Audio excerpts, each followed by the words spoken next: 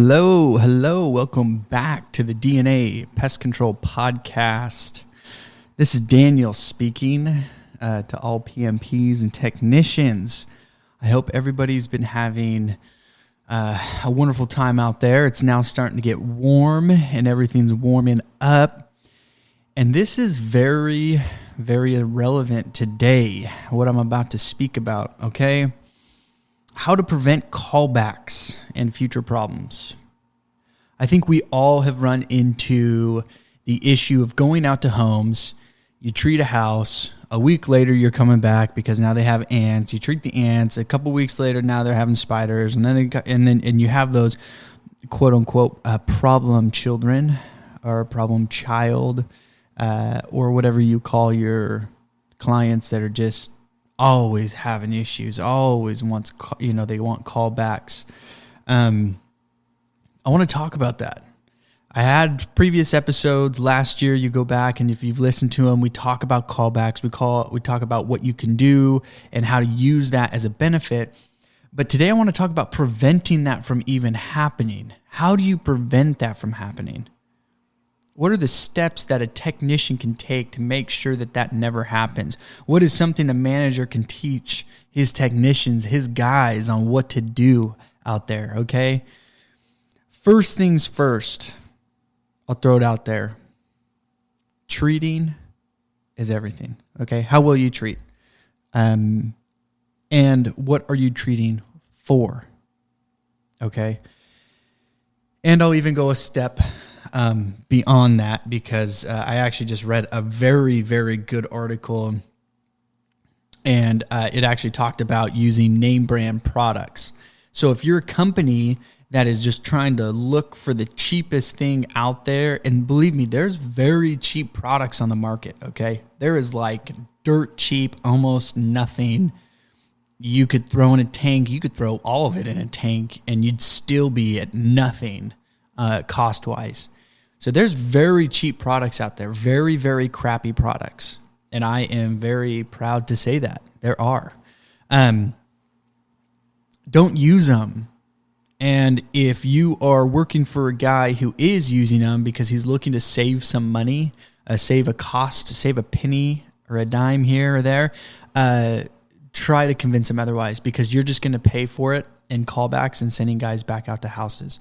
That's why we're talking about how to prevent it. So use name brand products. So this company that I read about, they actually switched from a mediocre product. They didn't say it was crappy, but they went from mediocre to name brand. And what happened was callbacks almost diminished overnight. I have a technician here, guys, listen to this. I have a technician here who is working for a big company out here in California. They're doing great. And they use this, it's the dirt cheap product. It's just, here you go. It's pretty much water. Have fun with it. They buy it and they fill their tanks with this stuff. And a ton of it. It's not like low dosage what they're using. And they have to be on the property. So this is what he's telling me. Out of his mouth, he has to be. They have a timer. They have guys that go and time the technicians. Tell me that this would just be really crappy to work for, right? They have a guy who goes behind all the technicians. He sits there with the little timer and he times them how long they're spraying. And they're supposed to spray with a power sprayer, okay, a rig on the truck for 10 minutes. They have to spray a yard for 10 minutes. Doesn't matter how small, doesn't matter how big. Has to be for at least 10 minutes, okay? On every single property. I don't know the pressure. I don't know how much they're spraying, but if you're using a power rig, more than likely you're spraying minimum, you're spraying 2 gallons on a property. Most of the time, guys are doing about 4 to 5 gallons with a power rig, at least in my experience with my power rigs. Okay. So he's on there, trigger held 10 minutes. Okay. And if you do the backyard, the front yard foundation, you do the whole treatment, he has to sit there and just soak the lawn with this stuff. Okay. He said they had so many callbacks. It was ridiculous. And he could soak insects, and they would just they'd probably drown before the product actually killed them. But he said they wouldn't die. You wouldn't see anything. So using a name brand product is very, very crucial. So don't use cheap, off-brand, super crappy products. It's not good to do that. But going back, so treating well is a very, very crucial one. Where are you treating? How are you treating? I'm going to give you a little secret, okay? Treating the foundation is very crucial. Making sure that you're spraying up and underneath that lip of the foundation and the siding of the house is so crucial onto making sure that insects are not getting into the home. The other thing is spraying, where are you going around the windows? Are you, because there's gaps there. There's little breather holes under every single window. Are you treating those areas, making sure that they're not getting through the windows? Are you treating up in the eaves where spiders are? Are you treating around the lights that they have on all night long? That's just collecting 1,000 insects and spiders because the spiders need to eat. And so are you treating those areas very well? Are you treating the cracks and crevices all around the house? Are you treating inside the garage every service? Are you treating inside the home every service? I don't suggest it, but are you? Are you using all of your resources? But where you're treating is going to be very, very crucial. The other thing is and I talk about this so much, but you'll go to a house and they say, okay, I have an issue with ants. And you say, okay, I'm going to spray super heavy, okay? I'll take care of it, guys. Don't worry. I'm going to just spray super heavy today. No, you're not. You're not going to spray super heavy today.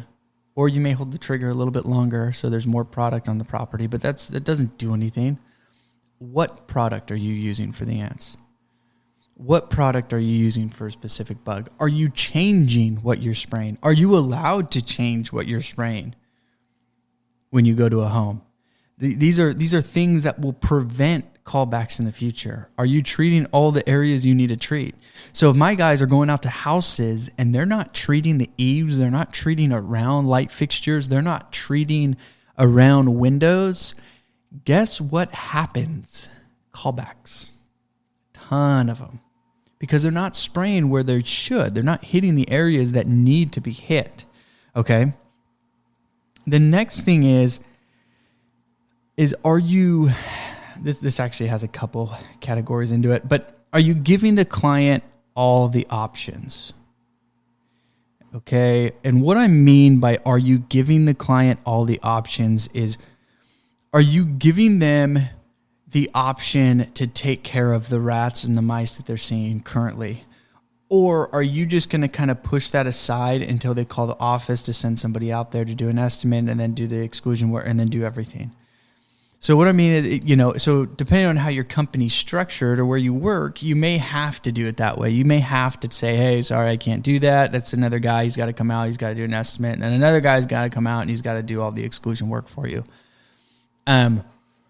If that's the case, sorry, you can just push pause or, fast forward a little bit.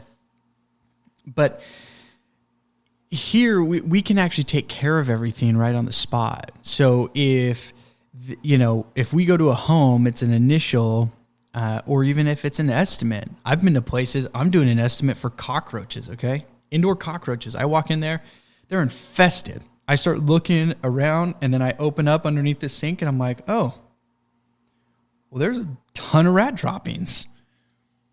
And then I start looking a little more. Oh, there's holes in the walls.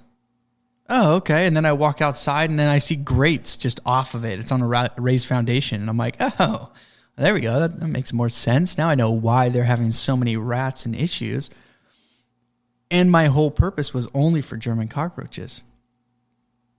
So I ended up bringing everything up. Okay, look, I'm here doing, yes, they have German cockroaches. I saw them. I identified them. We have to do a treatment. But did you know they have rats? And even the owner was like, what? No, they don't. They don't have rats. I said, yeah, they do. They got rats. It was a weird situation. It ended up being crazy. But are you giving them all the options? Are you talking about everything you can do? Are you even not only giving them all the options, because this comes down to the communication between you and the owner, but are you also telling them everything they need to know to help with that situation?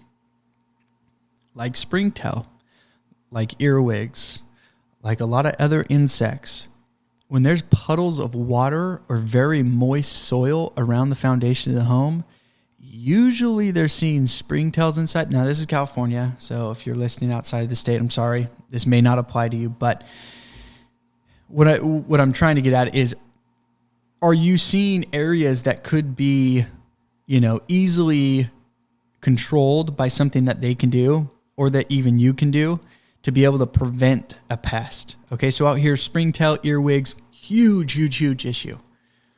Because they live in water. That's where they breed. That's where they grow. That's the moisture is their thing. So if you have a pool outside that's, not recessed into the ground, it's an outside pool, on the ground pool. Well, underneath that pool is usually condensation and a ton of water buildup underneath the pool. And so what are you going to get? You're going to get a ton of springtail because guess what? Kids are playing, they're splashing, that falls out onto the side, and that seeps into the soil underneath that. And then what happens is you start to get all this moisture build up, and then you have this massive issue. Do you have a ton of rocks around the foundation? And then do you have sprinklers spraying those rocks?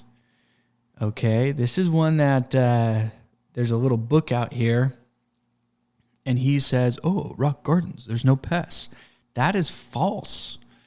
Rock gardens probably have more pests than what people believe because they can hide underneath there, especially with spiders. If you've ever been to a start before initial service that's never been treated and you go and spray a rock garden, oh my gosh, you get so many spiders popping out of there. The other thing is the rocks protect the moisture underneath from the sun. And so what happens is the sun warms up the rocks, but the moisture underneath just sits there, all the water underneath. And so then you get earwigs, you get springtail. I had a lady, I still remember going to her house. She had springtail everywhere. And if you don't know what a springtail is, it's just this little tiny insect, almost looks like a flea. Super tiny. And they're kind of like a brown or a tannish color. And she had these things every single year. And I finally went out there. I'm like, okay, no, something is going on. Like, why do you have these? I walk around the back side of the house. Okay, it's rainy season. Okay, so it's raining. She literally has her grass flooded because she had her sprinklers on and it's raining and she waters every single day. And it's just flooded, the backyard, flooded. And I'm like, holy crap. I'm like, well, no wonder you have so many bug issues. Your lawn is flooded. And I told her, I'm like, you got to cut it back. Go cut back to 3 times a week or even 2 times a week. If 3 times a week your grass is still green, cut back more. See what that limit is on your grass. You got to cut that back. And then she opens up this side garage door on the side of the house that you can't get to. And right there, she has a leak coming out of, it's for the sprinkler lines. She has a leak there, and she has what? A rock garden all the way on the side of her house that is just constantly getting fed by this water. And then she sees springtail in her kitchen. Where's her kitchen window? Right where the leak is. Okay, so are you telling them all the information as you're doing this? Are you giving them all the options? Are you explaining everything to the customer? That it's super important.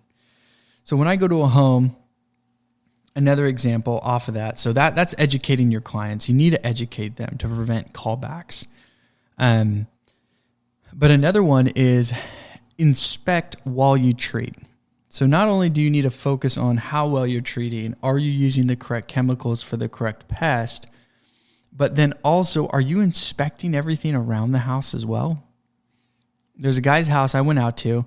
It was his first service. I walked around his house. I sprayed. I did everything. Oh, no, actually, this was not his first service. My bad. He's been on for now, I think, 2 or 3 years. So I walk around his house. And as I'm going and I'm spraying, I look up, and in the eave pocket, right above a bedroom window, there's a grate, and it's half of it's missing, gone. And then you just see this black, brown sebum from rodents because they leave that greasy nastiness behind, just like we do when we touch a wall or we touch a handle a lot, and you get that. And you just see this just super dark line going right up into the attic. And so I had to talk to him. I'm like, there's no way I can leave this alone. Like, I got to explain it to him. And so I went and asked him, and I'm like, hey, quick question before I leave. Do you hear anything up in the attic? And he kind of looks at me and he's like, what? Like, how do you know? I'm like, yeah, do you hear anything? He's like, yeah, we do sometimes. I said, oh, okay. Because I saw a hole on the back side of the home right above the bedroom where I think roof rats are getting up into the house. I said, well, we're more than happy to take care of it for you. We can set up traps. And then I gave him all the options. I educated him. He ended up saying, no, go away. He didn't want anything extra, which is fine. I did my part at least. He's not going to call to have me come back for rodents because he already knows. And I already put that in the office notes. It's going straight to the office. The office has all that information. When they call, boom, here you go. Office lays it out for him. It's done. So are you educating your clients? Are you inspecting the yard, the house, as you're walking around? Are you looking for all that? Sometimes you're going to run into situations where a shed's out in the backyard, you open it up because they ask you to spray inside, you see a ton of rodent droppings, and I want to say like 80% of technicians, what they do is they spray the inside, they close the doors, they walk off, they write the tag out, they hand it up, boom, on to the next one. 80%, maybe like 83.5%. But if you're that tech, you need to bring that up. You need to say, hey, I saw a ton of rodent droppings in that shed. You know we provide bait stations, right? And if they say, no, I didn't know that you even took care of rats. Boom, great, we do. We take care of rats, we do this, we do that. We can help you out. This is something that we can do. And then you open this up to actually offering more services and a better service, and then that person's a lifer. He's on for life now. You just saved him. And it's super convenient because you're already on the property. So, quick recap. I'm not done. Okay, so don't turn me off yet. So quick recap. Are you treating well? And are you treating for the correct pests? Are you giving the client all the options? Are you talking about bait stations if you're seeing rodent droppings? Are you inspecting the property as you're going around and treating? You're already there. It doesn't take you much longer just to look real quick. You should already have a trained eye on where the bugs are, where the rodents are, how they get in. You should already have that. There shouldn't be any, super in-depth, inspection. It should just be a very quick inspection.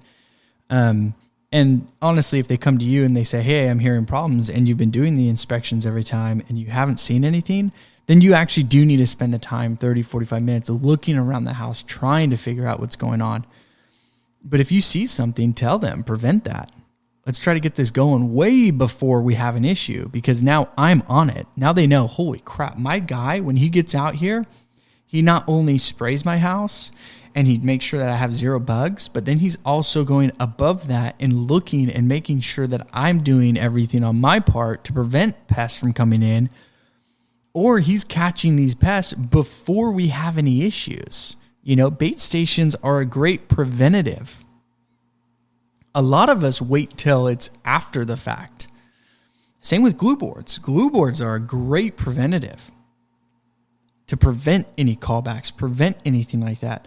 I can't tell you how many calls we get, and it's, we saw a cockroach inside the garage. Was it dead or alive? Oh, it was on its back, but I saw a leg move. I need you to come out and respray. You need us to come out and respray the entire property because you saw one roach that was dying on its back? You don't need a whole callback for that. That's okay. That means the product's working.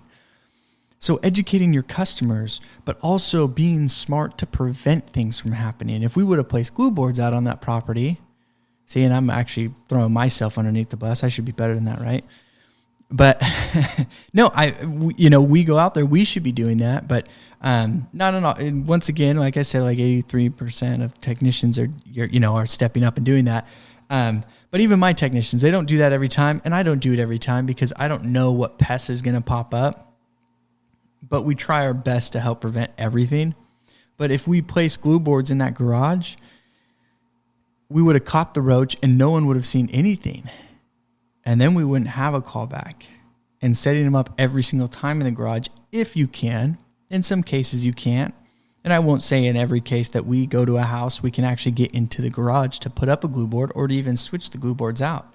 So in some cases, we're going to have a callback no matter what because the person's not home.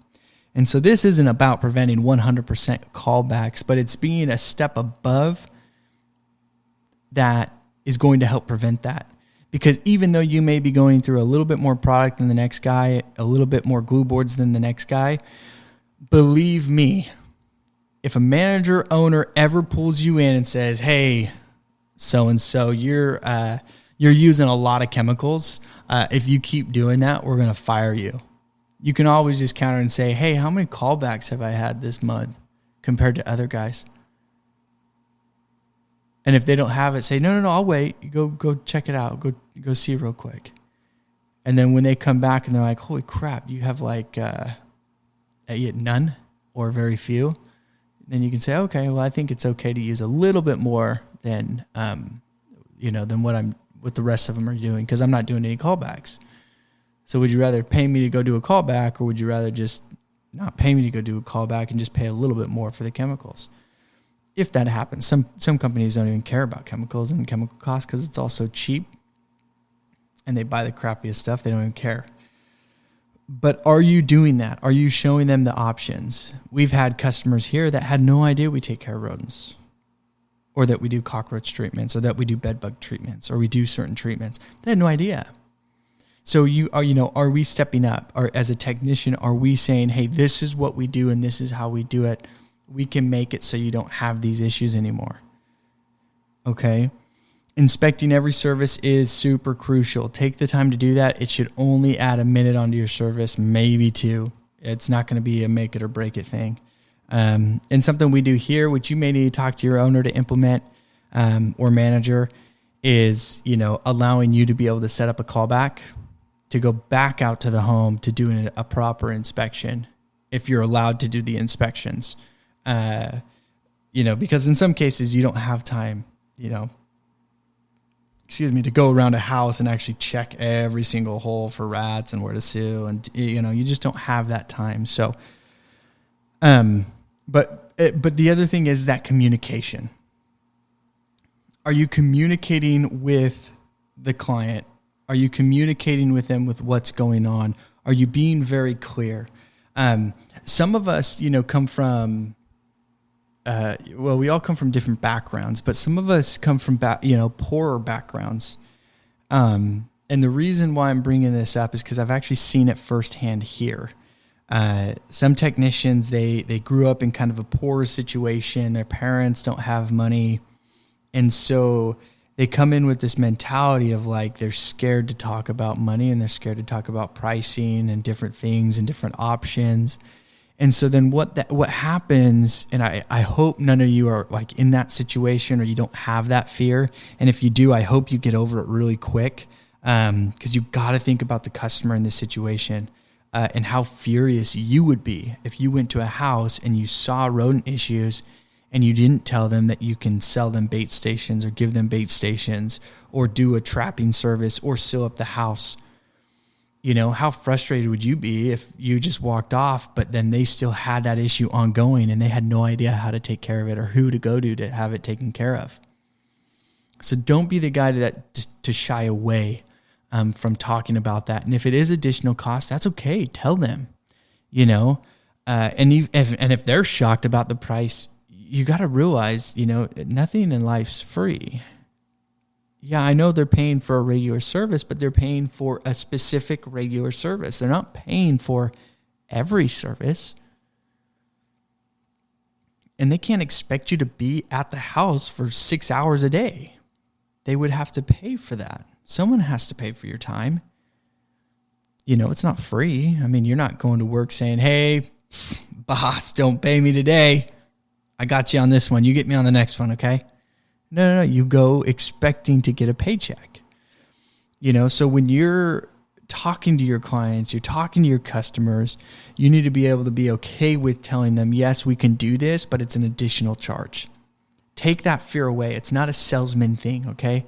And that's something that a lot of guys will go to as well. It's, I'm not a salesman. No, you don't have to be a salesman. You have to be a person, okay? You have to be a living human being that cares about someone.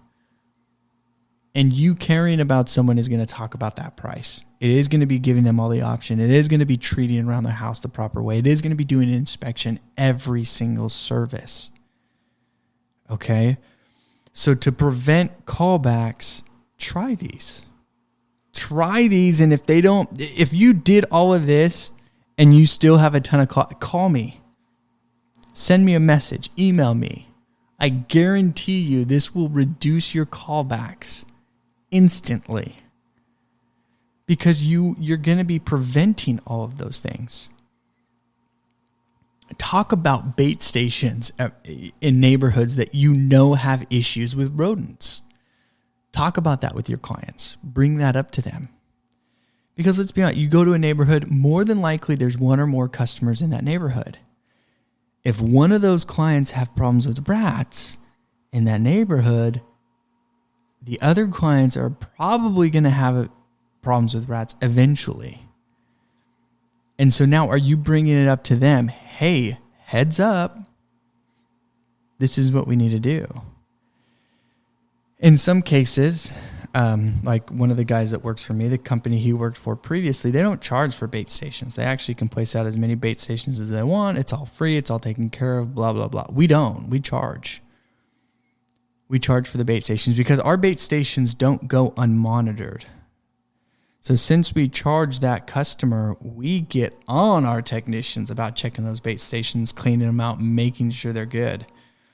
When they're free, a lot of techs just kind of overlook at it as it's like, it's just an extra time, because we pay commission. So their pay structure is actually based off of, what are you adding on?